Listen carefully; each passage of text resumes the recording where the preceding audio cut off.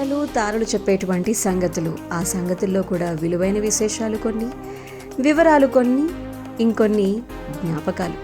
Mobile masala వారి film Nagar కబుర్లోకి వెళ్ళిపోతూ మనం మాట్లాడుకోవాల్సింది ఆర్పి పట్నాయక్ గారు.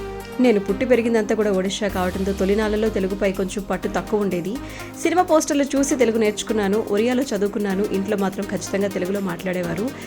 తెలుగు పాటలే వినిపించేవి. నేను ఎప్పుడు పెద్ద బాల శిక్ష చదవలేదు, పద్యాలు గ్రంథాలు చదవలేదు. కానీ వాటన్నింటికంటే 1000 రెట్లు ఎక్కువ శాస్త్రి గారి నుంచి నేను నేర్చుకున్నాను నాలెడ్జ్ నేను అంటూ ఉంటాను. శాస్త్రి గారు తండ్రి గారితో సమానం. మొదటిసారి చెన్నైలో కలిశాను. అవునంటే కాదంటే సినిమాలోని ఒక పాట ఆయన రాస్తే బాగుంటుంది అని చెప్పి మేము సంప్రదించడం జరిగింది. అలా పరిచయం ఏర్పడింది. కానీ ఆ సినిమా ఆగిపోయింది. ఆ తర్వాత కొన్ని రోజులకు ఆయన మా రూమ్ ముందుకు మారారు. నేను, త్రివిక్రమ్ గారు, సునీల్ గారు ముగ్గురం కూడా రూమ్మేట్స్. మా రూమ్ ముందే సిరివెన్నెల గారు ఉండేవారు. అప్పటి నుంచే పరిచయం చాలా ఉన్నాయండి.